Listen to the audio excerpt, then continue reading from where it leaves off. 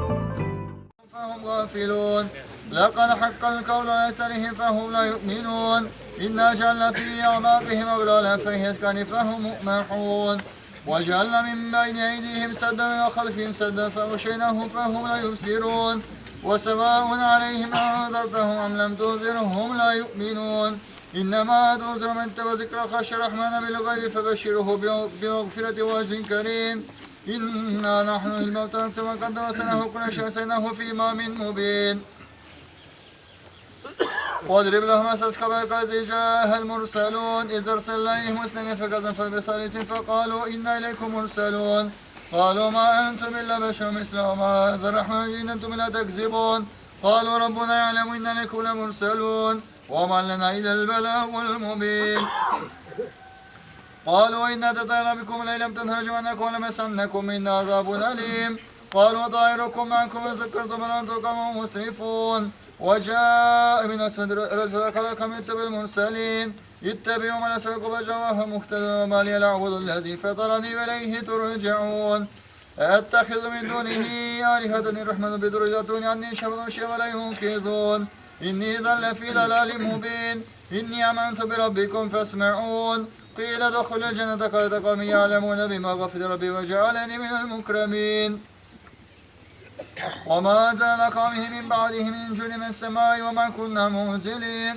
إن كانت إلا صيحة واحدة فإذا هم خامدون يا حسن بربتهم الرسول إلا كانوا به يستهزئون ألم يروا كما أهلكنا من القرى أنهم إليهم لا يرجعون وإن كل لما جميع لدينا محضرون وأدله الأرض فتحا واخرجنا من حبا فمنه يأكلون وجعلنا فيها جنات من نخيل ونبيا فجرنا فيها من العيون ليأكلوا من ثمره وما عملت أيديهم فلا يشكرون سبحان الذي خلق الأزواج كلها مما تنبت الأرض أنفسهم ومما لا يعلمون وأد له الليل والسماء والنهار فإذا هم مظلمون والشمس تجري لمستقر لها ذلك تقدير العزيز العليم والقمر قدرنا منازل حتى ذاك الوجه القديم لا الشمس ينبغي لها أن تدرك القمر ولا الليل سابق النهار وكل في فلك يسبحون صدق الله العظيم. بسم الله الرحمن الرحيم.